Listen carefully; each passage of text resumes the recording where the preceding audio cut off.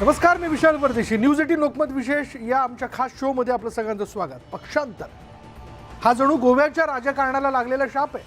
निवडणुकीपूर्वी आणि निवडणुकीनंतर ही लोकप्रतिनिधी पक्षांतर करायला मागे पुढे पाहतच नाही. गोवा विधानसभेच्या मर्यादित असल्यामुळे निवडणुकीनंतर फोडाफोडीचं राजकारण होतं. गेल्यावेळी काँग्रेसला सर्वाधिक जागा असतानाही भाजपनं सरकार स्थापन केलं आणि त्यामुळे अनेक मतदारसंघात ऐन निवडणुकीच्या तोंडावर पक्षांतर केलेले उमेदवार पाहायला मिळतात. आज गोव्यातील अशाच एका मतदारसंघातील विधानसभेची लढत आपण पाहणार आहोत. तसंच उत्पल पर्रीकरांनी का केली बंडखोरी आणि कोरोनामुळे इथल्या पर्यटन व्यवसायाला किती फटका बसलाय या सगळ्या प्रश्नांचा वेध घेणार आहोत. कौल कुणाला या खास शोमध्ये.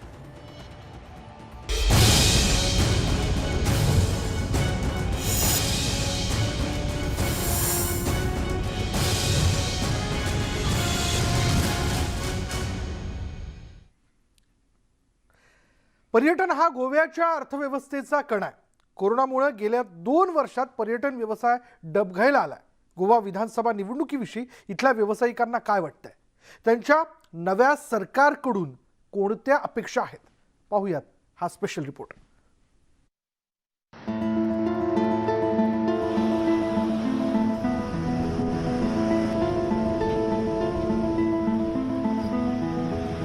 गोवा म्हटलं की विस्तीर्ण समुद्र किनारा, उसळणाऱ्या लाटांचा आवाज आणि या लाटांमध्ये मनसोक्त आनंद घेणारे पर्यटक. गोव्यातील प्रत्येक समुद्र किनाऱ्यावर तुम्ही हेच दृश्य पाहिलं असेल. पण सध्या गोव्यातली परिस्थिती थोडीशी वेगळी आहे. समुद्र किनारी असलेल्या शॅक अर्थात या अनोख्या झोपड्यांमध्ये पर्यटक विरळच नजरेला पडतायत. इथले बहुतेक शॅक हे पर्यटकांविना ओस पडल्याचं बघायला मिळतंय. काही ठिकाणी 1-2 टेबलावरती तुरळक पर्यटक दिसतात, पण काही ठिकाणी एकही पर्यटक नसल्याचं चित्र आहे. एरवी इथली रंगत काही औरच असते, पण कोरोनामुळे इथलं सगळं चित्रच पालटून गेलंय. खरं तर हॉटेल व्यावसायिकांनी पर्यटकांसाठी सगळी तयारी करून ठेवली आहे. मात्र पर्यटकच नसल्यामुळे या शॅक सुन्या झाल्या. इथल्या हॉटेल व्यावसायिकांना प्रतीक्षा आहे ती पर्यटकांची. उगवत्या सूर्याला निरोप देण्यासाठी गोव्याच्या बीचेसवर ज्या मोठ्या प्रमाणात गर्दी होते आणि त्याच प्रमाणात इथल्या हॉटेलमधला बिझनेसही वाढतो. पण कोरोनाच्या काळात मंदावलेली ही इंडस्ट्री पुन्हा एकदा ओमायक्रॉनच्या संसर्गानंतर पुन्हा एकदा अशा गर्तेत अडकलेली आहे की कधी कधी एकही टेबल इथला भरलेला नसतो. त्यामुळे खर्च आणि उत्पन्न याच्यातला ताळमेळ बसत नसल्यानं अनेकांचा उद्योगधंदा डबघाईला आलाय.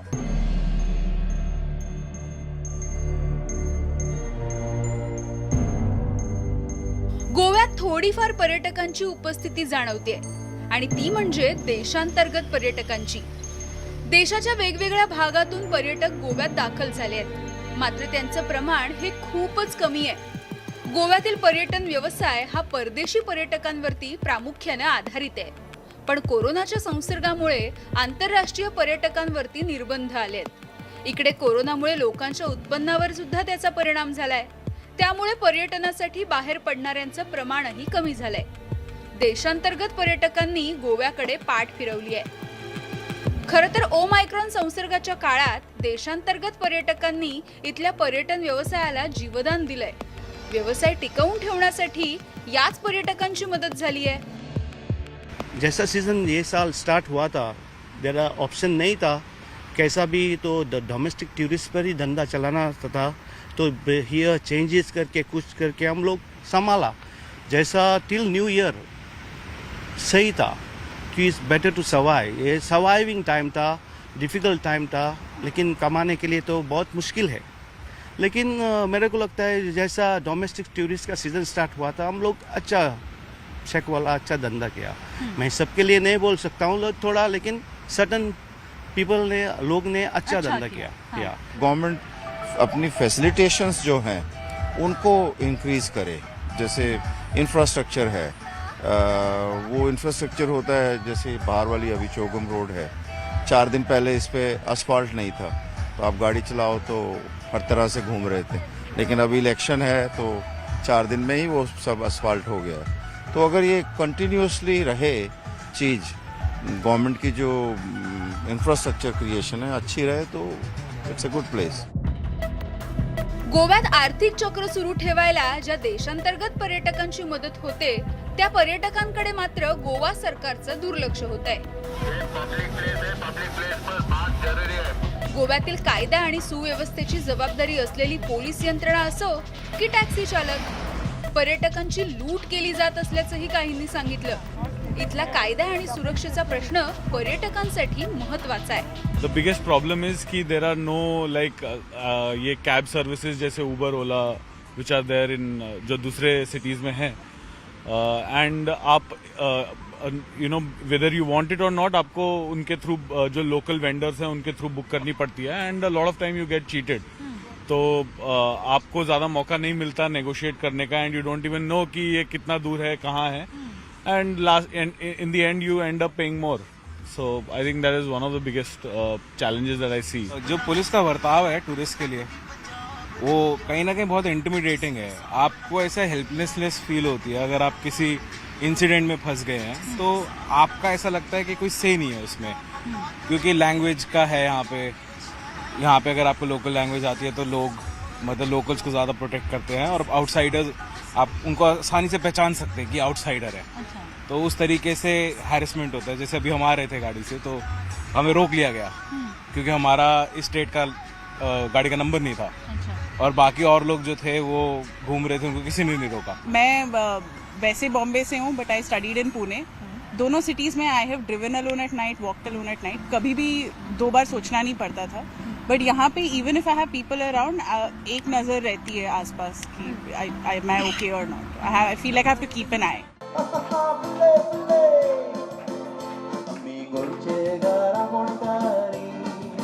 समुद्र किनारे, सूर्यास्त, कसिनो, नाईट लाईफ, इथली खाद्य संस्कृती, चर्चेस, हे सगळं काही बघण्यासाठी जगभरातून पर्यटक येत असतात। मात्र गेल्या काही वर्षात रेव्ह पार्टी आणि ड्रग्जमुळे गोवा काहीसं चर्चेत राहिलं। गोवा नेहमीच परदेशी पर्यटकांच्या आकर्षणाचं केंद्र राहिलंय, पण ओमायक्रॉनचा जगभरातील संसर्ग, वेगवेगळ्या देशांनी लादलेली बंधनं यामुळे परदेशी पर्यटकांची संख्या मोठ्या प्रमाणात घटली। खरं तर परदेशी पर्यटकांकडून चांगलं उत्पन्न मिळतं आणि त्यांची खर्च करण्याची क्षमताही अधिक असते। एरवी परदेशी पर्यटकांनी गोव्याचे रस्ते अक्षरशः फुललेले असतात। दुकानात रशियन, स्पॅनिश, फ्रेंच अशा वेगवेगळ्या भाषा कानांवर पडतात। पण आज मात्र या दुकानांमध्ये परदेशी पर्यटक औषधालाही सापडणार नाही अशी स्थिती आहे। खरं तर पूर्वी दिवसाकाठी एक रशियन पर्यटक चार्टर फ्लाइट घेऊन गोव्यात दाखल होत असे, पण 10-12 दिवसातून एखादं चार्टर विमान सध्या गोव्यात येत आहे। Actually, there are 2 reasons for that. First is COVID, of course, because new stamp is taken over and people less traveling. It is international tourism and domestic as well. So domestic tourists, they also stopped coming to Goa since last 3 weeks because of different policies.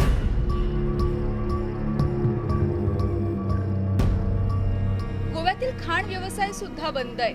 पर्यटन व्यवसायाला कोरोनाचं ग्रहण लागलंय, त्यामुळे गेल्या 2 वर्षात गोव्यात बेरोजगारीची समस्या वाढत चालली आहे। पाण्याची उपलब्धता, पुरेशी जमीन, विमानतळ अशा अनेक गोष्टी या राज्यात असल्या तरी विकासाच्या दृष्टीने गोव्यात बरेच प्रश्न बाकी आहेत। त्यामुळे गोव्यात सरकार कोणतंही आलं तरी गोव्यातील बेरोजगारीचा प्रश्न कायम असणार आहे। गोव्याचा कोणताही बीच घ्या, जेव्हा कधी नवीन वर्षाच्या स्वागताला किंवा सरत्या वर्षाला बाय बाय करण्यासाठी इथे लोक येतात, तेव्हा एकेका शॅकमध्ये किंवा एकेका टेबलवर बसायला साधारणतः लोक नुसतं बसण्यासाठी 20-20 हजार रुपये द्यायला तयार असतात। पण यावेळची परिस्थिती मात्र अशी आहे, गोवा तयार आहे, टेबल तयार आहे, शॅक्स तयार आहेत, पण टुरिस्टच नाही आहे। आणि याचा परिणाम होतोय तो इथल्या मोठ्या इंडस्ट्रीवर, आणि ती म्हणजे टुरिझम इंडस्ट्री। याच्याशी संदर्भात असलेले अनेक बिझनेसेस, शाखच तर नाही किंवा नुसते रेस्टॉरंट्सच नाही, पण त्यांना मालाचा सप्लाय करणं किंवा मग सेवा देणारा जो वर्ग आहे तोही खूप जास्त यामुळे प्रभावित झाला आहे. प्रवीण शेट्टीचा स्वाती लोखंडे, न्यूज 18 लोकमत, बागा बीच, गोवा. आणि यानंतर इथे वेळ झाली का ब्रेकची. ब्रेक घेऊयात. पहा फक्त न्यूज 18 लोकमत.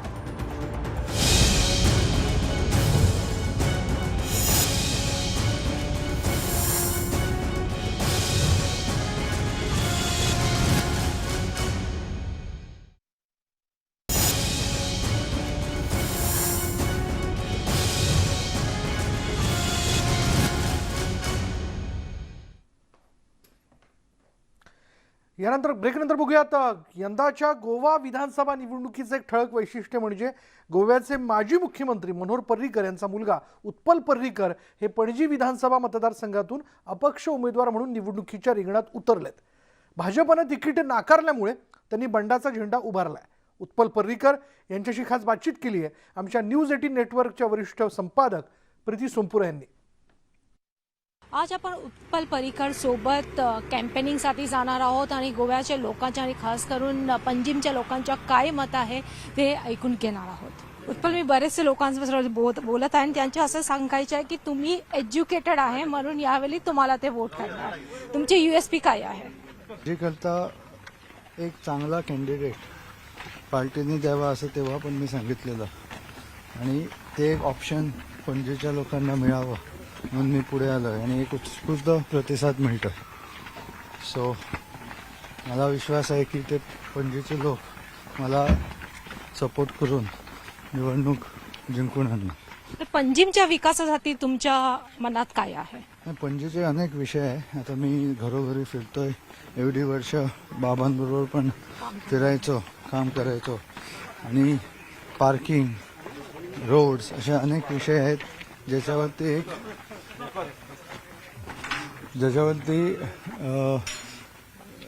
काम करणार आहे. सो ते घेऊन पुढे चाललोय. मॅनिफेस्टो पण आज उद्या येतोय, ते सगळं लोकांपुढे ठेवणार. मॅनिफेस्टोमध्ये काही विशेष पॉईंट असणार तुमच्या? नाही, मेन म्हणजे पणजीचे विषय घेऊन केलाय. अनेक समस्या आहेत त्या पुढे आणल्यात आणि त्या लोकांपुढे ठेवणार जेव्हा रिलीज होणार तेव्हा. आणि त्याच्यावरती डे 1 पासून काम करायचं इच्छा आहे. म्हणजे फक्त इलेक्शन करता नाही, डे 1 जसं आधी काम करायचे तसंच करून पुढे जायचं. तुमच्या इकडे तुम्ही लिहिलेलं आहे वोट फॉर पर्रीकर आणि मनोहरजी यांच्या पिक्चर पण लावलेला आहे. त्यांची लेगसी कसं तुम्ही आगे जाऊन सांगा? नाही, त्यांची लेगसी एक लिव्हिंग लेगसी आहे. ती कोणाकडे नाही, कोणी गोव्याचा माणूस ती लेगसी पुढे नेऊ शकतो. त्यांचे विचार आणि त्यांची नीतिमत्ता ही घेऊन राजकारणात कोणी पुढे येणार ती त्यांची लेगसी घेऊ शकतो. ती लेगसी कोणाचीच नाही असं कोणी म्हणू नाही शकत. ती लेगसी गोवेकरांची आहे आणि गोव्याचा कोणताही व्यक्ती ती लेगसी क्लेम करून त्यांच्या विचारांनी पुढे राजकारणात आला तर ती लेगसी पुढे नेऊ शकतो. कारण इट्स अ लिव्हिंग लेगसी. ती फक्त एका पोस्टरवरती फोटो लावून तशी लेगसी नाही आहे. आणि सध्या मी त्याच रस्त्यावरती चालायचा प्रयत्न करतो. रस्ता कठीण आहे पण तो लोकांचा जसा सपोर्ट मिळतोय त्याच्यामुळे रस्त्यावरतून यशस्वीरित्या चालता येणार याचा विश्वास आहे. Thank you so much. जेव्हा BJPने तिकीट नाही दिलं तेव्हा अपसेट झाले होते तुम्ही? नाही, ते बेसिकली फायनली मी प्रयत्न करत होतो आतमधून काम करायचं. आज बाहेरून लोकांकरता काम करायचा प्रयत्न करतो. गोव्यातील ज्या मतदारसंघात लढत चुरशीची होणार आहे त्यापैकीच एक मतदारसंघ म्हणजे मांड्रेम मतदारसंघ. या मतदारसंघात भाजप आणि काँग्रेसचे उमेदवार असले तरी खरी लढत ही भाजपचे बंडखोर उमेदवार लक्ष्मीकांत पार्सेकर आणि MGPचे जीत आरोलकर यांच्यात असल्याचं बोललं जातं आहे. लक्ष्मीकांत पार्सेकर यांना आपल्या विजयाची खात्री असून त्यांनी गोवा भाजपचे प्रभारी देवेंद्र फडणवीस यांना खुलं आव्हान दिलं. लक्ष्मीकांत पार्सेकर यांच्याशी बातचीत केली आमच्या प्रतिनिधी स्वाती लोखंडे यांनी. गोवा भाजपचा जेव्हा जेव्हा उल्लेख होतो तेव्हा तेव्हा तो लक्ष्मीकांत पार्सेकर यांच्याशिवाय होऊ शकत नाही.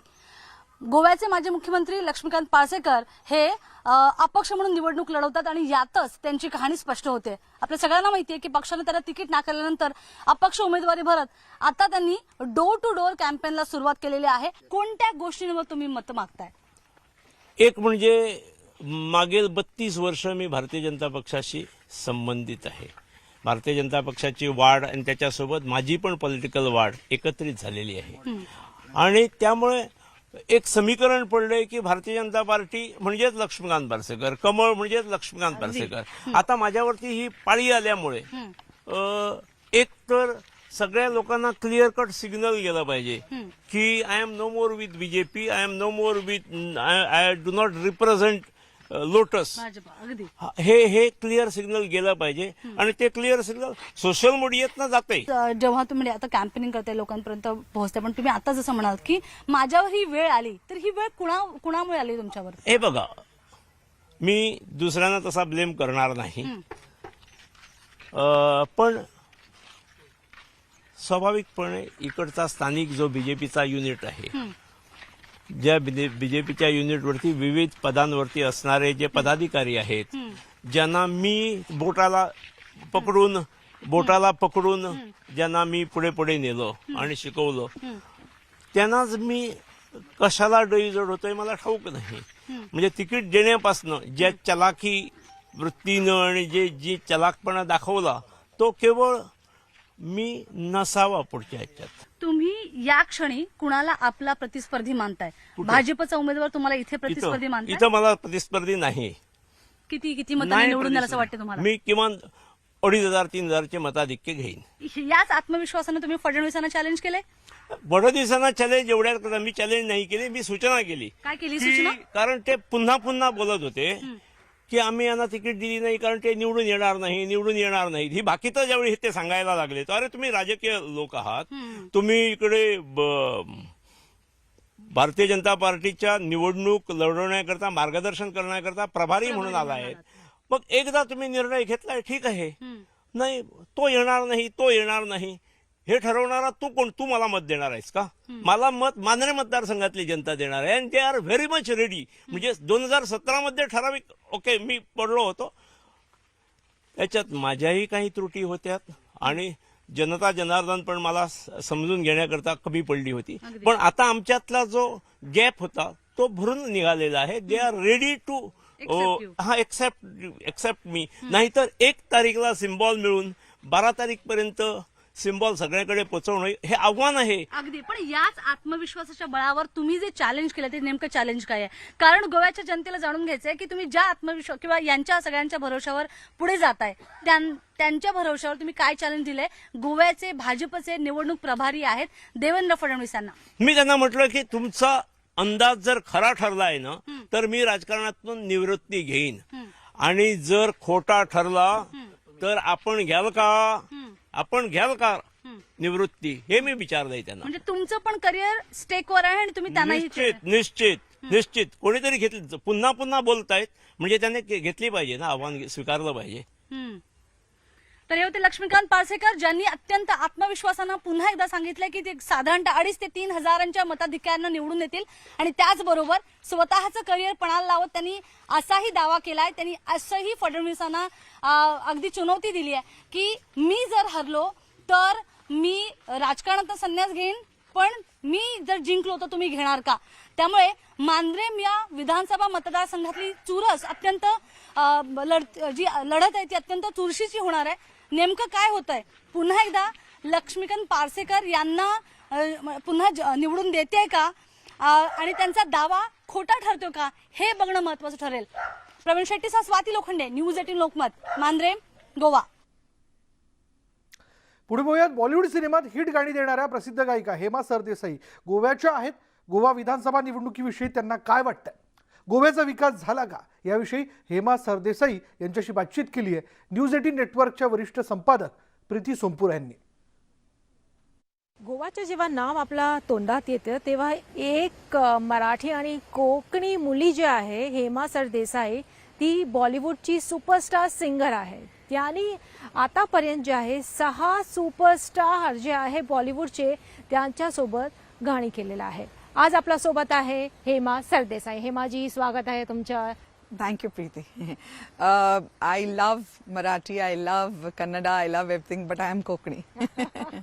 आता जे गोवात इलेक्शन आहे त्यामध्ये आता गोवाच्या तुम्ही 10 वर्षानंतर तुम्हाला काय पाहिजे, गोवात विकास काय पाहिजे? मला प्रत्येक जो आमचा गोवेकर आहे त्यांना नौकरी, they have to have job, उनको जॉब मिलनी चाहिए और दे नीड नॉट ऐसे वातावरण होना चाहिए की उनको बाहेर जाने की जरूरत नाही, त्यांना बाहेर जायची गरज नाही पडणार. तुम्ही कझिन आहे पर्रिकरजी यांचे आणि आता बीजेपीनी त्यांच्या मुलाला तिकीट नाही दिले, तुम्हाला काय वाटतं? मला डेफिनेटली वाटतं की उत्पलला तिकीट भेटायला पाहिजे होती. and I am completely supporting him. He has requested for my support and I will not let him down. पण गोवाची एक इमेज जी आहे ते एक बनलेली आहे, क्रेडिट गोज टू बॉलिवूड, की गोवा म्हणजे रेव पार्टी, बीचेस, ते एक अशी एक इमेज बनलेली आहे गोवाची. ही इमेज कम्प्लिटली चुकीची आहे.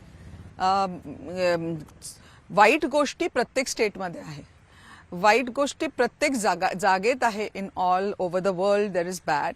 तो जो भी है गलत या ऐसा कुछ थोड़ा सा यहाँ वहाँ गोवा में भी है, मैं ना नहीं बोल रही हूँ, लेकिन इसके ऊपर फोकस नहीं करना चाहिए था बॉलीवुड ने. तुम्ही फार संघर्ष केला बॉलिवूडमध्ये आणि बॉलिवूडमध्ये कास्टिंग काउचचा एक प्रकार आहे. तुम्ही याचा कधी सामना केला?